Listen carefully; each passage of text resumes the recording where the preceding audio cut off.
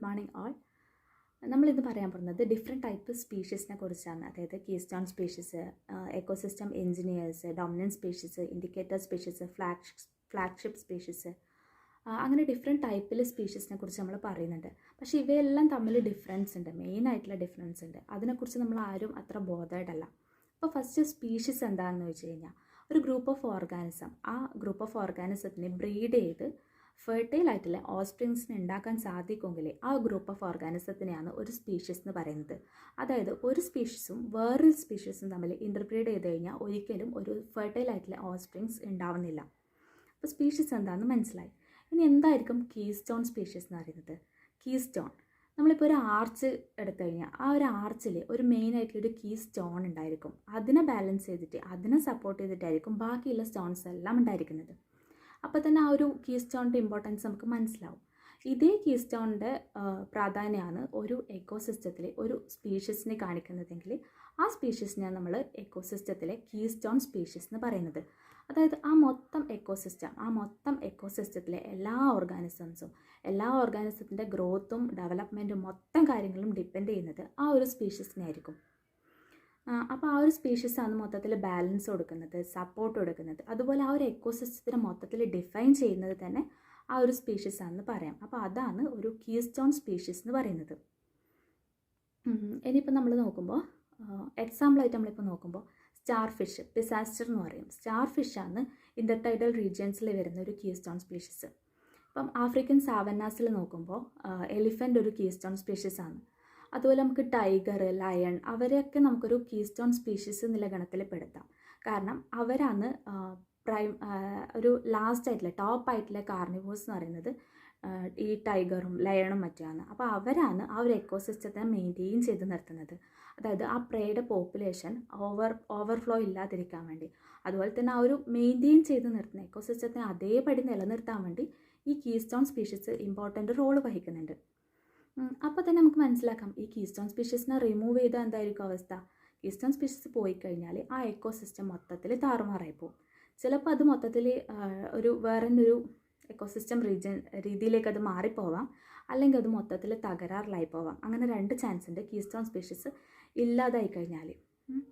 പിന്നെ വേറെ example പറയാനുള്ളതാണെങ്കിൽ see otters, see urchin, പിന്നെ ബീവേഴ്സ് മെയിനായിട്ട് പറയുന്നൊരു കീസ്റ്റോൺ സ്പീഷീസാണ്. ബീവേഴ്സ് പറയുമ്പോൾ കീസ്റ്റോൺ സ്പീഷീസ് മാത്രമല്ല, അതൊരു എക്കോസിസ്റ്റം എഞ്ചിനീയർ കൂടിയാണെന്ന് പറയാം. അപ്പോൾ നെക്സ്റ്റ് നമുക്ക് എക്കോസിസ്റ്റം എഞ്ചിനീയേഴ്സിനെ കുറിച്ച് പറയാം. എക്കോസിസ്റ്റം എഞ്ചിനീയേഴ്സ് എന്ന് പറയുമ്പോൾ ചില കീസ്റ്റോൺ സ്പീഷീസ് എന്ത് ചെയ്യുമെന്ന് വെച്ചാൽ അവരുടെ ആ ഒരു എക്കോസിസ്റ്റത്തിന് അഥവാ ആ ഒരു എൻവയോൺമെൻറ്റിനെ ഒരുപാട് മോഡിഫൈ ചെയ്ത് അല്ലെങ്കിൽ പുതിയതായിട്ട് ക്രിയേറ്റ് ചെയ്ത് അങ്ങനെ എന്തെങ്കിലും രീതിയിൽ മെയിൻറ്റെയിൻ ചെയ്ത് മൈക്രോ ഹാബിറ്റാറ്റ്സ് ആയിട്ട് നിർത്തും.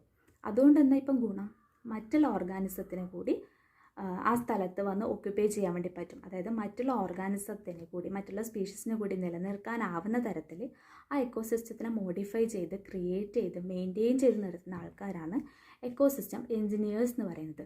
ആ വേർഡിൽ നിന്ന് നമുക്ക് മനസ്സിലാവും എഞ്ചിനീയേഴ്സ് എന്ന് പറഞ്ഞു കഴിഞ്ഞാൽ എന്നാ മെയിൻറ്റെയിൻ ചെയ്ത് അതിനെ മോഡിഫൈ ചെയ്ത് പുതിയ രീതിയിലേക്ക് മാറ്റി കൺസ്ട്രക്ട് ചെയ്യുന്ന ആൾക്കാർ. അപ്പോൾ ഈ എക്കോസിസ്റ്റം എഞ്ചിനീയേഴ്സ് ചെയ്യുന്നത് ആ സെയിം വർക്ക് തന്നെയാണ്.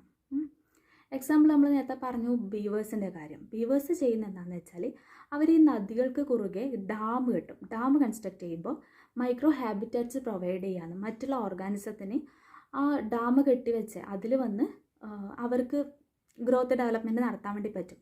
മറ്റുള്ള ഓർഗാനിസത്തിന് വേണ്ടിയിട്ടുള്ള ഒരു മൈക്രോ ഹാബിറ്റാറ്റ്സ് ക്രിയേറ്റ് ചെയ്യാന്ന് ഈ ബീവേഴ്സ് ചെയ്യുന്നത്. അപ്പോൾ ബീവേഴ്സിന് നമുക്ക് കീസ്റ്റോൺ സ്പീഷീസ് എന്നും കണക്കാക്കാം, അതേസമയം തന്നെ എക്കോസിസ്റ്റം എഞ്ചിനീയേഴ്സ് ആയിട്ടും കണക്കാക്കാം. അപ്പോൾ എക്കോസിസ്റ്റം എഞ്ചിനീയേഴ്സ് ക്ലിയർ അല്ലേ? ഇനി വേറൊരു ടൈപ്പ് ഓർഗാനിസംസ് വരുന്നത് വേറൊരു ടൈപ്പ് സ്പീഷീസാണ് ഡൊമിനൻ്റ് സ്പീഷീസ് എന്ന് പറയുന്നത്. ആ വേർഡിൽ പറയുന്ന പോലെ തന്നെ ഡൊമിനൻ്റ് എന്ന് വെച്ചാൽ എന്നാൽ അവർ എണ്ണം കൊണ്ട് അവർ ഡൊമിനൻ്റ് ആയിരിക്കും, അവരുടെ അബണ്ടൻസ് കൊണ്ട് അവർ ഡൊമിനൻ്റ് ആയിട്ട് ആ എക്കോസിസ്റ്റത്തിനെ എല്ലാത്തിനും മെയിൻറ്റെയിൻ ചെയ്യും, ഇൻഫ്ലുവൻസ് ചെയ്യും എന്ന് പറയാം.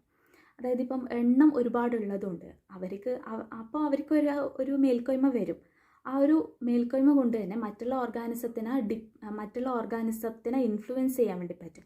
അവരുടെ ഗ്രോത്ത് ഡെവലപ്മെൻറ്റ് ബാക്കിയുള്ള കാര്യങ്ങൾ മൊത്തം ഇൻഫ്ലുവൻസ് ചെയ്യാൻ വേണ്ടി ഇവരുടെ ഈ ഡൊമിനൻസ് കൊണ്ട് ഇവർക്ക് നടത്താൻ വേണ്ടി പറ്റും. അത്തരം ഗ്രൂപ്പ്സിനെയാണ് ഡൊമിനൻ്റ് സ്പീഷീസ് എന്ന് പറയുന്നത്. എക്സാമ്പിളായിട്ട് ഇപ്പോൾ നമുക്ക് ഡൊമിനൻറ്റ് സ്പീഷീസിൽ പറയാൻ പറ്റുന്നത് ആൻസിനെ പറയാം, ഉറുമ്പുകൾ. ആൻസ് ഒരുപാട് എണ്ണമുള്ളതുകൊണ്ട് മറ്റുള്ള ഓർഗാനിസത്തിൻ്റെ ഒക്കറൻസും അതിൻ്റെ അബണ്ടൻസും എല്ലാം ഈ ഒരു ഡൊമിനൻറ്റ് സ്പീഷീസിനെ ബേസ് ചെയ്തിട്ടായിരിക്കും നിൽക്കുന്നത്, അല്ലെങ്കിൽ ഈ ഒരു ഡൊമിനൻറ്റ് സ്പീഷീസിനെ ഇൻഫ്ലുവൻസ് ഡിപ്പെൻഡ് ചെയ്തിട്ടായിരിക്കും നിൽക്കുന്നത്. അതായത് ഇപ്പം വേറൊരു എക്സാമ്പിൾ അറിയുന്നെങ്കിൽ എക്കോസിസ്റ്റം എഞ്ചിനീയേഴ്സിന് എക്സാമ്പിളായിട്ട് നമുക്ക് വുഡ് പെക്കേഴ്സിനെ പറയാം. വുഡ് പെക്കേഴ്സ് ചെയ്യുന്നത് എന്താണെന്ന് വെച്ചാൽ മരത്തിൽ ഹോൾ ഉണ്ടാക്കും. അപ്പോൾ ആ ഹോളിൽ മറ്റുള്ള ഓർഗാനിസത്തിനും കൂടി അവരുടെ കുട്ടികളുണ്ടാക്കാനും വളർത്താനും അങ്ങനെയുള്ള കാര്യങ്ങൾക്കെല്ലാം ഉപയോഗിക്കാൻ വേണ്ടി പറ്റും. അവർക്ക് ഷെൽട്ടറായിട്ട് ഉപയോഗിക്കാൻ വേണ്ടി പറ്റും. അങ്ങനെ എക്കോസിസ്റ്റം എഞ്ചിനീയേഴ്സിന് ബീവേഴ്സിൻ്റെ കൂടെ മെയിനായിട്ടുള്ള ഒരു എക്സാമ്പിളായിട്ട് നമുക്ക് ഇവരെയും കൂടി പറയാൻ വേണ്ടി പറ്റും, വുഡ് പെക്കേഴ്സിനെയും കൂടി പറയാൻ വേണ്ടി പറ്റും. ഇനി വേറൊരു ടൈപ്പ് സ്പീഷീസാണ് ഇൻഡിക്കേറ്റർ സ്പീഷീസ് എന്ന് പറയുന്നത്. ഇൻഡിക്കേറ്റർ എന്ന് പറയുമ്പോൾ ഇൻഡിക്കേറ്റ് ചെയ്യുക, അതായത് ഒരു ഈ സ്പീഷീസിൻ്റെ സ്റ്റാറ്റസ് ആയിരിക്കും ആ മൊത്തം എക്കോസിസ്റ്റത്തിനെ ഇൻഡിക്കേറ്റ് ചെയ്യുന്നത്. ആ സ്റ്റാറ്റസ് എന്ന് പറയുമ്പോൾ ആ ഒരു ഓർഗാനിസത്തിൻ്റെ നിലനിൽപ്പ് ആവാം, പ്രസൻസ് ആവാം, ആബ്സെൻസ് ആവാം, അല്ലെങ്കിൽ അതിൻ്റെ അബണ്ടൻസ് ആവാം, എത്രത്തോളം ആ സ്പീഷീസ് ഉണ്ട് എന്നതിനെ ഡിപ്പെൻഡ് ചെയ്തിട്ടായിരിക്കും ആ മൊത്തം എക്കോസിസ്റ്റം വർക്ക് ചെയ്യുന്നത്. അല്ലെങ്കിൽ ആ മൊത്തം എക്കോസിസ്റ്റത്തിൻ്റെ ഇൻഫർമേഷൻ നമുക്ക് ആ ഒരു സ്പീഷീസിൻ്റെ പ്രസൻസോ ആബ്സെൻസോ കൊണ്ട് മനസ്സിലാക്കാൻ വേണ്ടി പറ്റും. അങ്ങനെയുള്ളതിനെയാണ് ഇൻഡിക്കേറ്റർ സ്പീഷീസ് എന്ന് പറയാം. ഇൻഡിക്കേറ്റർ സ്പീഷീസ് നമുക്ക് അറിയുന്നതായിരിക്കും, ലൈക്കൻസും കോറൽസിനെല്ലാം നോർമലി ഇൻഡിക്കേറ്റർ സ്പീഷീസ് ആയിട്ട് പറയുന്നതാണ്. അപ്പോൾ ഈ ഇൻഡിക്കേറ്റർ സ്പീഷീസ് എന്ന് പറയുമ്പോൾ അവർ ചെയ്യുന്നത് എന്താണെന്ന് വെച്ചാൽ, ഇപ്പം എക്സാമ്പിൾ നമുക്ക് ലൈക്കൻ എടുക്കാം. ലൈക്കൻ്റെ പ്രസൻസ് കാണിക്കുന്നത് എന്താ, പൊല്യൂഷൻ ഫ്രീ ആയിട്ടുള്ളൊരു ഏരിയ, അതായത് പൊല്യൂഷൻ ഉള്ള സ്ഥലത്ത് ഒരിക്കലും ലൈക്കൻ ഉണ്ടാവില്ല. ഒരു ഇൻഡസ്ട്രി ഏരിയയിൽ ലൈക്കൻ ഉണ്ടാവില്ല. അതുപോലെ നമ്മൾ ഇൻഡസ്ട്രിയൽ മെലാനിസം പഠിച്ചിട്ടുണ്ട്, പിസ്റ്റൺ മെറ്റൽ ഏരിയ, മോത്തിനെ കുറിച്ച് പഠിച്ചിട്ടുണ്ട്. അത് സെയിം കാര്യമാണ് വരുന്നത്. അപ്പോൾ ആ മോത്തും ഒരു ഇൻഡിക്കേറ്റർ സ്പീഷീസാണെന്ന് പറയാം.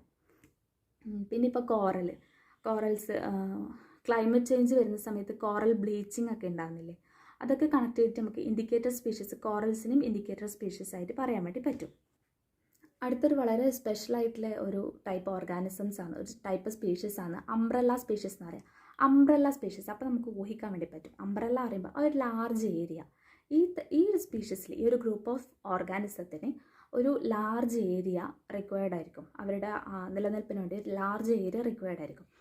അപ്പോൾ എന്താ ഗുണം എന്ന് വെച്ചാൽ, ആ ഒരു ലാർജ് ഏരിയ, ആ ഒരു ഓർഗാനിസത്തിനെ കൺസേർവ് ചെയ്യാൻ വേണ്ടി നമ്മൾ ആ ഒരു ലാർജ് ഏരിയ കൺസേർവ് ചെയ്യും. അപ്പോൾ എന്താ, ആ ലാർജ് ഏരിയയിൽ വരുന്ന എല്ലാ ഓർഗാനിസംസും ഓൾറെഡി കൺസേർവ്ഡ് ആണ്.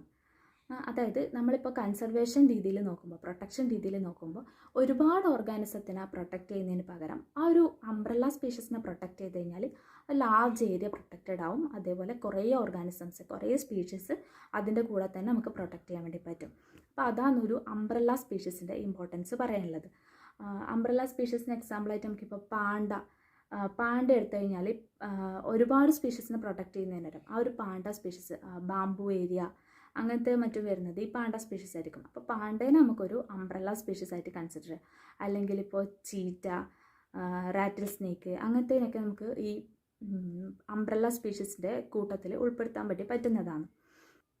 ഇനി അടുത്തൊരു ലാസ്റ്റ് ടൈപ്പ് പറയാനുള്ളതാണ് ഫ്ലാഗ്ഷിപ്പ് സ്പീഷീസ് എന്ന് പറയാം. ഫ്ലാഗ്ഷിപ്പ് അതായത് ആ ഒരു സ്ഥലത്തിന് മെയിനായിട്ട് ആ ഒരു സ്പീഷീസ് കൊണ്ടായിരിക്കും ആ ഒരു സ്ഥലം അറിയപ്പെടുന്നത്. അല്ലെങ്കിൽ നമുക്ക് ആ ഒരു സ്ഥലം പറയുമ്പോൾ പെട്ടെന്ന് ഓർമ്മ വരുന്നത് ആ ഒരു സ്പീഷീസിൻ്റെ കാര്യമായിരിക്കും. എക്സാമ്പിൾ പറഞ്ഞാൽ എല്ലാവർക്കും പെട്ടെന്ന് മനസ്സിലാവും. ഇപ്പം പശ്ചിമഘട്ടത്തിനെ പറ്റി പറയുമ്പോൾ സിംഹവാലം കുരങ്ങ് നമുക്ക് പറയാലോ. അപ്പോൾ ആ ഒരു രീതിയിൽ വരുന്ന ആൾക്കാരെയാണ് ഈ ഫ്ലാഗ്ഷിപ്പ് സ്പീഷീസ് എന്ന് പറയുന്നത്. വേറെ എക്സാമ്പിൾ പറയുന്നെങ്കിൽ ഇപ്പോൾ giant Panda, red Panda, Asian elephant, അതെല്ലാം ഇതിന് എക്സാമ്പിളായിട്ട് എടുക്കാൻ വേണ്ടി പറ്റും. അതായത് ആ ഒരു സ്ഥലത്തിൻ്റെ, ആ ഒരു എക്കോസിസ്റ്റത്തിൻ്റെ ഐക്കൺ തന്നെ ആ ഒരു സ്പീഷീസ് ആയിരിക്കും, അല്ലെങ്കിൽ ആ ഒരു എക്കോസിസ്റ്റത്തിൻ്റെ സിമ്പിളായിരിക്കും ആ ഒരു സ്പീഷീസ് എന്ന് പറയുന്നത്. മിക്കവാറും ഈ ഫ്ലാഗ്ഷിപ്പായിട്ട് വരുന്ന സ്പീഷീസ് ആ ഒരു സ്ഥലത്ത് എൻഡേഞ്ചേർഡ് ആയിട്ടുള്ള സ്പീഷീസ് ആയിരിക്കും. ചിലപ്പോൾ ആ ഒരു സ്ഥലത്ത് എൻഡമിക് ആയിട്ടുള്ള സ്പീഷീസ് ആണെന്നും പറയാൻ വേണ്ടി പറ്റും. മോസ്റ്റ്ലി വരുന്ന കേസാണെന്ന് പറഞ്ഞത്. അപ്പോൾ അതാണ് ഒരു ഫ്ലാഗ്ഷിപ്പ് സ്പീഷീസ് എന്ന് പറയുന്നത്. നമ്മളിപ്പോൾ ഡിസ്കസ് ചെയ്തത് അപ്പോൾ keystone species, dominant species, ecosystem engineers, flagship species, indicator species. അപ്പോൾ വളരെ സിമ്പിളായി പറഞ്ഞാൽ കീസ്റ്റോൺ സ്പീഷീസ് പറഞ്ഞാൽ ആ എക്കോസിസ്റ്റത്തിനെ മൊത്തം ബാലൻസ് ചെയ്യുന്നത് ആ ഒരു സ്പീഷീസിലായിരിക്കും. അതാണ് കീസ്റ്റോൺ സ്പീഷീസ്. ഇനി കീസ്റ്റോൺ സ്പീഷീസിൽ തന്നെ ഒരു ടൈപ്പാണ് വരുന്നത് എക്കോസിസ്റ്റം എഞ്ചിനീയേഴ്സ്. അതായത് ആ എക്കോസിസ്റ്റത്തിനെ മൊത്തത്തിൽ റീഷേപ്പ് ചെയ്തിട്ട് മറ്റുള്ള ഓർഗാനിസത്തിനും കൂടി നിലനിൽക്കാൻ ആവശ്യമായ തരത്തിൽ അതിനെ മോഡിഫൈ ചെയ്ത്, ക്രിയേറ്റ് ചെയ്ത്, മോഡിഫൈ ചെയ്ത് കാര്യങ്ങൾ ചെയ്യുന്ന ആൾക്കാരാണ് എക്കോസിസ്റ്റം എഞ്ചിനീയേഴ്സ് എന്ന് പറയുന്നത്. ഡോമിനൻറ്റ് സ്പീഷീസ് പറഞ്ഞാൽ അതിൻ്റെ എണ്ണ കൂടുതൽ, അബണ്ടൻസ് കൊണ്ട് മറ്റുള്ള ഓർഗാനിസത്തിൽ ഇൻഫ്ലുവൻസ് വരുത്തുന്നവർ. അതുപോലെ ഇൻഡിക്കേറ്റർ സ്പീഷീസ് പറയുമ്പോൾ ആ ഒരു എക്കോസിസ്റ്റത്തിൻ്റെ മൊത്തം ഇൻഫർമേഷൻ, ബയോളജിക്കൽ ഇൻഫർമേഷൻ പ്രൊവൈഡ് ചെയ്യുന്നത് ഇൻഡിക്കേറ്റർ സ്പീഷീസിൻ്റെ സ്റ്റാറ്റസ് വെച്ചിട്ടായിരിക്കും. അതുപോലെ ലാസ്റ്റ് പറഞ്ഞത് ഫ്ലാഗ്ഷിപ്പ് സ്പീഷീസ്. ഫ്ലാഗ്ഷിപ്പ് പറയുമ്പോൾ ആ ഒരു എക്കോസിസ്റ്റത്തിൻ്റെ ഐക്കൺ അല്ലെങ്കിൽ ആ ഒരു എക്കോസിസ്റ്റത്തിൻ്റെ സിമ്പിൾ എന്ന് പറയുന്നത് ഈ ഒരു സ്പീഷീസ് ആയിരിക്കും. ഈ ഒരു സ്പീഷീസിനെ ആശ്രയിച്ചിട്ടാണ് ആ ഒരു എക്കോസിസ്റ്റത്തിൻ്റെ പേര് തന്നെ പറയുന്നത്. പിന്നെ വിട്ടുപോയ ഒന്ന് അംബ്രല്ല സ്പീഷീസ്. അംബ്രല്ല സ്പീഷീസ് എന്ന് പറഞ്ഞു കഴിഞ്ഞാൽ ഒരു ലാർജ് ഏരിയ റിക്വയർമെൻറ്റ് ആവശ്യമായിട്ടുള്ള സ്പീഷീസ് ആയിരിക്കും. ആ ഒരു സ്പീഷീസിനെ കൺസേർവ് ചെയ്താൽ തന്നെ മൊത്തം ഏരിയ നമുക്ക് കൺസേർവ് ചെയ്യാൻ വേണ്ടി സാധിക്കും. Thank you.